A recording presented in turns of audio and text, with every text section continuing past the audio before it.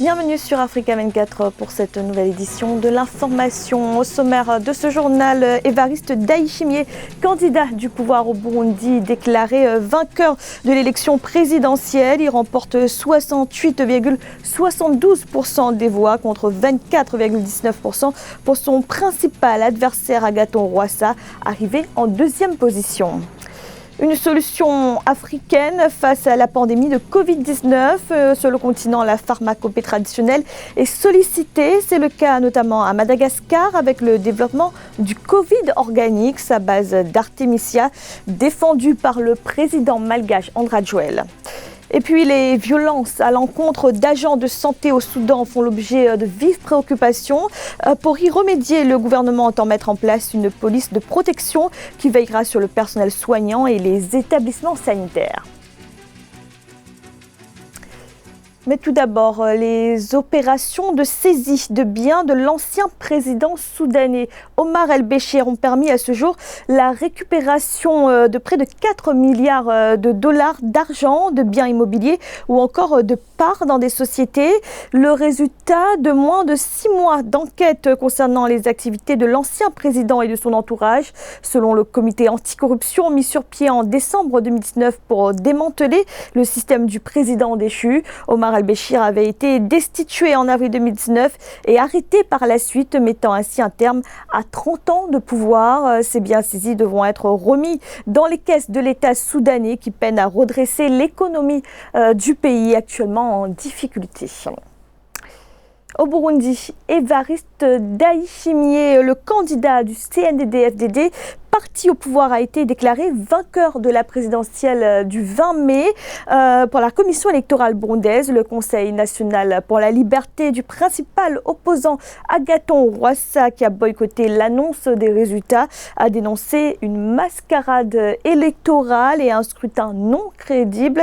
Agathon Rwasa, arrivé en deuxième position de ce scrutin, a confirmé son intention de saisir la Cour constitutionnelle. Aïssa Toubari. Victoire du parti au pouvoir CNDD-FDD quelques jours après le triple scrutin qui a eu lieu au Burundi. Un succès sans surprise du général Évariste Ndayishimiye, 52 ans, qui a obtenu 68,72% des suffrages selon les chiffres de la Commission électorale nationale indépendante, alors que Agathon Rwasa, le candidat du Conseil national pour la liberté, a pour sa part obtenu 24,19%. Les élections ont été apaisées, le dépouillement a été fait sur le lieu du vote et les procès-verbaux ont été donnés.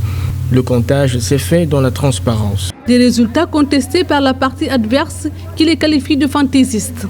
Le parti d'Agathon Rwasa a également dénoncé les arrestations dans ses rangs, des pressions à l'encontre de ses assesseurs ainsi que des fraudes, en particulier dans les provinces de Rumongue, Sud-Ouest et Bujumbura Rural Ouest. Alors, on a trois options. Je pense que l'opposition n'a que trois options. Soit elle accepte les résultats comme ils sont venus, ce qui ne semble pas être le cas, en tout cas ce qui a été prédit. Soit elle négocie, soit elle rentre en résistance, puisque c'est un vieux parti qui a connu la guerre. Ce qui va être difficile pour le Burundi, c'est le manque d'espace politique, c'est le manque de liberté politique, c'est la répression qui va s'abattre à petite échelle sur les collines contre les membres de l'opposition qui ont dit leur camp pendant la campagne, mais aussi contre toute voix contraire au régime CNDD-FDD, ce qu'on connaît depuis 5 ans, depuis le 3e mandat de Pierre Nkurunziza.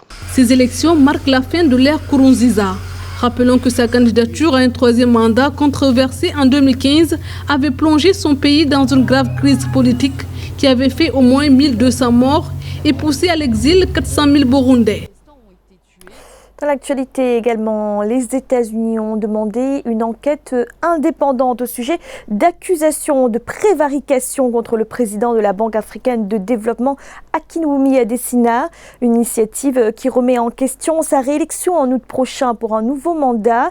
Dans son courrier daté du 22 mai adressé à la présidente du bureau du Conseil des gouverneurs de la BAD, le secrétaire américain au Trésor demande une enquête approfondie sur ces allégations par un enquêteur extérieur indépendant. Il a par ailleurs fait part de ses sérieuses réserves au sujet de la décision de l'institution de blanchir son président des graves accusations portées contre lui par des lanceurs d'alerte.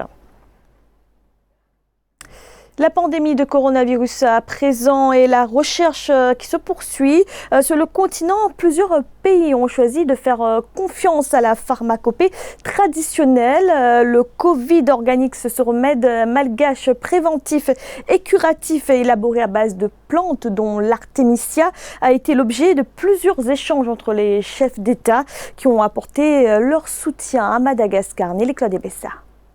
Face à la pandémie de coronavirus, les dirigeants des pays africains s'intéressent davantage à une solution africaine pour endiguer la maladie. Lors d'une table ronde présidentielle de haut niveau, en partenariat avec le groupe Africa 24, le président de l'Union des Comores, Azali Assoumani, a choisi de faire confiance à la tisane traditionnelle améliorée proposée par Madagascar. Le Covid Organics, élaboré par l'Institut malgache des recherches appliquées IMRA, est présenté comme la stratégie du gouvernement malgache de vaincre l'épidémie de coronavirus. Une décoction qui continue d'intensifier les rencontres virtuelles entre les chefs d'État africains et le président malgache Andry Rajoelina. Nous sommes persuadés que Madagascar est sur la bonne voie pour éradiquer définitivement cette pandémie sur la grande île. Et nous prions aussi donc pour le succès de votre pays dans ce domaine, car ce succès sera aussi le nôtre et celui, bien sûr, de tout le continent africain.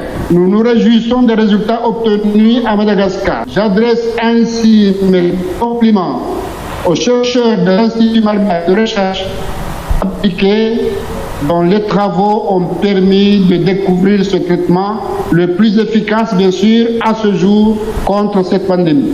Aux Comores, nous ne sommes pas étonnés ni surpris, car nous connaissons bien sûr depuis fort longtemps l'efficacité de la médecine et de la pharmacopée malgache. Après l'Union des Comores, le président malgache s'est également entretenu avec le président haïtien Jovenel Moïse. La visioconférence présidentielle de haut niveau, en partenariat avec le groupe Africa 24, a porté sur le soutien de Madagascar à l'Afrique à travers les dons de Covid Organics dans les pays affectés. Une table ronde a également été l'occasion pour le président haïtien d'exprimer son désir de l'obtenir afin de sauver son peuple. Une rencontre ayant abouti à l'annonce d'une collaboration entre les scientifiques des deux pays. Pour commencer, j'aimerais vous féliciter, Monsieur le Président. Vous êtes en train d'imposer la voie africaine dans le monde scientifique. Le Madagascar met en valeur la pharmacopée africaine en imposant la vertu de nos plantes médicinales et les travaux des chercheurs africains. Nous espérons compter sur la solidarité de Madagascar pour votre pays. En plus de mettre des lots de Covid organiques à notre disposition, je proposerai aussi que le comité scientifique que j'ai mis sur place puisse travailler avec les scientifiques malgaches pour une plus grande mise en valeur de nos plantes médicinales en vue de soigner notre population. À Madagascar et à travers l'Afrique, scientifiques et tradipraticiens intensifient la ruée vers la solution africaine pour guérir le nouveau coronavirus. L'Artemisia nourrit l'espoir à travers le Covid Organics présenté par le président malgache Andry Rajoelina comme une panacée africaine susceptible de stopper, bien avant les futurs vaccins occidentaux, la pandémie meurtrière de Covid-19. Et le personnel soignant en première ligne de la lutte contre la pandémie de Covid-19. Au Soudan, le Premier ministre Abdallah Hamdok a rencontré les représentants des médecins qui se disent inquiets face aux agressions fréquentes des agents de santé. Le gouvernement a annoncé la création d'une police de protection pour veiller sur les établissements sanitaires et leur personnel. Nelly Claude Bessa. Le personnel soignant soudanais en première ligne de mire dans la lutte contre la crise sanitaire de coronavirus et suite des attaques répétées. Face à cette situation, les autorités de transition du pays travaillent à la création d'une force de police chargée de protéger les établissements et le personnel de santé. Une décision qui ressort de la rencontre entre le Premier ministre Abdallah Hamdok et les représentants des médecins du pays. Une disposition qui tombe à pic au regard du préavis de grève annoncé par le personnel soignant pour faire pression sur les autorités afin qu'elles protègent les agents et les établissements de santé. La valeur d'une police de protection destinée au personnel soignant aux établissements sanitaires est une instauration et une concrétisation de l'ordre public sanitaire. L'ordre public sanitaire qui doit allier la trilogie tranquillité sanitaire, sécurité sanitaire et sécurité publique. Dans le cadre de la lutte contre la COVID-19, cette police est une avancée considérable dans la mesure où elle permet la quiétude des pratiques professionnelles. Elle permet également la protection des personnels sanitaires face à un contexte d'infraction. Pour l'heure, le gouvernement a élaboré un avant-projet de loi pour protéger les agents de santé. Au moins 2 douzaines d'attaques contre les travailleurs et les établissements de santé ont eu lieu au cours des 2 derniers mois à travers le pays, selon un décompte du comité des médecins du Soudan. Le comité a par ailleurs indiqué que ce 21 mai, au moins 3 attaques contre des agents de santé et des établissements ont été enregistrées à Khartoum, entraînant une suspension temporaire des services des hôpitaux attaqués. Elle permet de parvenir à éviter du trouble à l'ordre public dans le cadre de l'exercice de leur mission sanitaire. Cette police peut compléter le partenariat entre établissements sanitaires avec des commissariats ou des procureurs de la République dans le cadre d'un plan de sécurisation des établissements sanitaires. Précisons que le Soudan, dont le système sanitaire a déjà été affaibli par des décennies de guerre et de sanctions, a signalé près de 63 décès dus à la crise sanitaire de Covid-19 avec 3380 cas confirmés. Et après plus de 2 mois de mesures restrictives pour limiter la propagation du virus, les activités reprennent progressivement dans plusieurs pays du continent. Les établissements scolaires rouvrent également. Mais à Yamoussoukro, en Côte d'Ivoire, les écoles resteront fermées pour 14 jours encore. Un cas de Covid-19 a été détecté dans un lycée, provoquant la colère des enseignants. Ashley Duprat et Victoria Sedji. La reprise des cours n'aura finalement duré que 4 jours. À Yamoussoukro, la capitale politique de la Côte d'Ivoire, les 7 syndicats d'enseignants de la ville ont décrété le 22 mai une grève de 14 jours minimum, reconductible. Les cours sont arrêtés depuis vendredi pour une période de 14 jours jusqu'à nouvel ordre. En cause, la découverte d'un cas positif de Covid-19 au lycée mixte de Yamoussoukro. Arrivé à Abidjan pour effectuer un premier test, l'élève concerné est ensuite rentré à Yamoussoukro et a pu suivre des cours avant de regagner la capitale économique pour une prise en charge. Malgré cela, les enseignants n'en démordent pas. Ils dénoncent une exposition directe à la maladie en raison du manque de kits de protection ainsi que l'absence de dispositifs dans les écoles, autant d'éléments qui soulèvent bon nombre d'interrogations.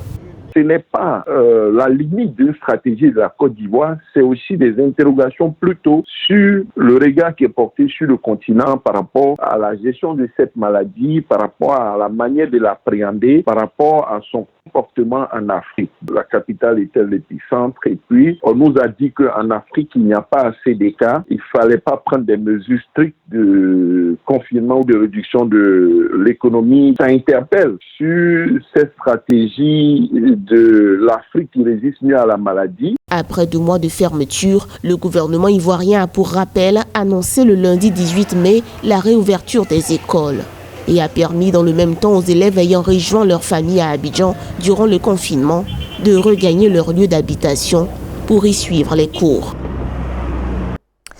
Et c'était ce 25 mai, la journée mondiale de l'Afrique, une journée placée cette année sous le thème « Faire taire les armes à feu » dans le contexte du Covid-19, un contexte particulier donc pour cette édition qui donne l'occasion d'évaluer les progrès réalisés vers les idéaux de paix et d'unité pour le continent. Corinne Kamsefem. 25 mai 1963, 25 mai 2020, 57 ans déjà que les États africains poursuivent la construction d'une Afrique unie, prospère, stable et sécurisée. Pour cette année, la commémoration de la création de l'Organisation de l'Unité africaine s'inscrit dans un contexte de crise sanitaire. La pandémie de Covid-19 donne en effet l'occasion de consolider la solidarité et l'entraide, nécessaires également dans la lutte contre les conflits. Les réponses généralement satisfaisantes des pays africains vis-à-vis de ce Covid-19 par rapport au monde occidental permettent déjà à ce que les Africains s'interrogent sur la gestion prioritaire des politiques publiques dans chaque pays. Vous le savez, c'est la pauvreté, la paupérisation qui fait naître les foyers du djihadisme et du terrorisme. Faire taire les armes à feu dans le contexte du Covid-19, c'est d'ailleurs la thématique retenue cette année pour la Journée mondiale de l'Afrique. Une nécessité alors que de la République démocratique du Congo, en passant par le Soudan du Sud, la Somalie ou encore la Libye, les conflits ont fait des milliers de morts et ralenti le processus de développement en Afrique. Pour nous, l'Afrique doit relancer tous ces mécanismes de paix. Nous pensons aussi que l'Afrique doit relancer un programme massif d'éducation civique car c'est dans la connaissance par les citoyens des enjeux personnels en tant qu'obligation citoyenne de droits et de devoirs et surtout les enjeux collectifs de la vie publique tels que la participation citoyenne, participation aux élections, engagement dans les associations pour la lutte contre la corruption, que l'Afrique pourra transformer les individus en citoyens engagés, créateurs de sens et vecteurs de ce sens-là pour leur collectivité. Création de fonds de solidarité, mise en place de plateformes de discussion, distribution gratuite de produits de protection et de première nécessité, ce sont là quelques initiatives pensées par les États africains pour faire face à la pandémie. Les initiatives qui porteront des fruits si dans le même temps, les foyers de conflit venaient à disparaître en Afrique et même dans le monde, selon le vœu des Nations Unies. C'était le journal de la rédaction. Merci de l'avoir suivi. Retrouvez dans un instant une nouvelle édition de l'information.